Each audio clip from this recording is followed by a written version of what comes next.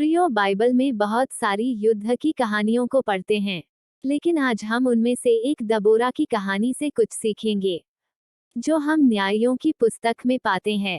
दबोरा कनानियों के उत्पीड़न के दौरान एक महिला न्यायाधीश और इसराइल की एक नबिया थी। वह लप्पीदोत की पत्नी थी। उसके नाम का अर्थ है मधुमक्खी। उसने किसी भी राजकुमारी के रूप में नहीं, बल्कि एक भविष्यद्वक्तनी के रूप में न्याय किया, अन्याय और बुराई को सुधारने में अपनी योगदान दी।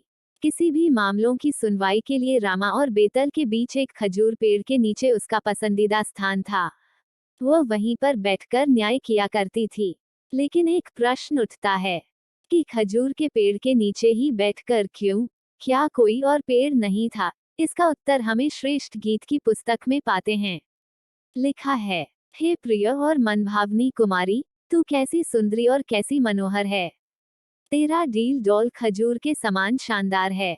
यीशु मसीह ने भी अपनी कलीसिया को खजूर का पेड़ कहा है, क्योंकि खजूर का पेड़ वो पेड़ होता है जो पेड़ के सूख जाने के बाद भी उसका पत्ता नहीं झड़ता है, बल्कि पेड़ से लगा हुआ रहता है। इसी प्रकार मसीह के सच्चे विश्वासी लोग उनके जीवन में दैख, तकलीफ, संकट, सतावट, क्लेश आने के बावजूद उनका विश्वास नहीं टूटता है, क्योंकि उनमें आत्मा का फल पाया जाता है। बाइबल बताती है कि यहूद के मरने के बाद इस्राएलियों ने यहोवा की दृष्टि में पाप किया। इसलिए यहोवा परमेश्वर ने उनको हासोर के राजा याबीन के अधीन कर दिया, और कनानियों ने इस्राएलियों पर 20 वर्षों तक शासन किया। कनान का राजा याबीन था, और उसका सेनापति सीसरा था। उनके कार्य दल में लोहे के 900 रथ शामिल थे। इस तरह एक खतरनाक दुश्मन के खिलाफ इजरायली खड़े नहीं हो सके, और इस्राएली जल्द ही पराजित हो गए, और उन्हें सम्मान देने के लिए मजबूर किया गया। याबीन के सेनापति सीसरा ने इस्राएलियों के साथ बहुत कठोर व्यवहार किया, और इस्राएली छुटकारे के लिए तड़प रहे थे। दबोरा ने उस दुखद स्थिति का वर्णन किया।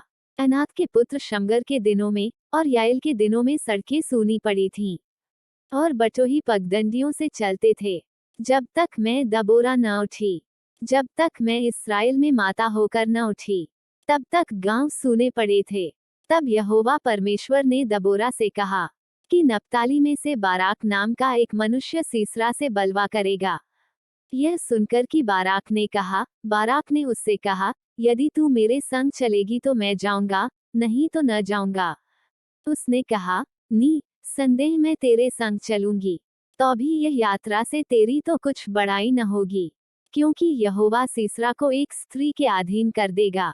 तब दबोरा उठकर बाराक के संग केदेश को गई।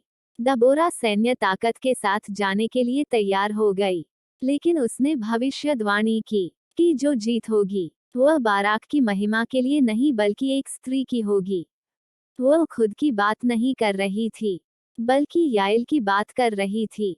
और इस प्रकार यहोवा परमेश्वर ने इस्राएलियों को युद्ध में विजय दिलाई, और सीसरा की मौत दबोरा अर्थात एक स्त्री के हाथों हुई।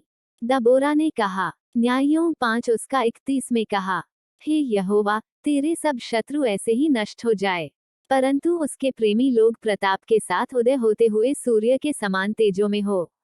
और इस प्रकार देश में 40 वर्ष तक शांति रही।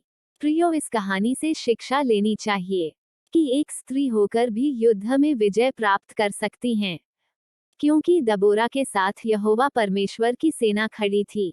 आइए हम भी दबोरा बन जाएं, और हमारे जीवन की हर युद्ध में विजय प्राप्त कर सकें।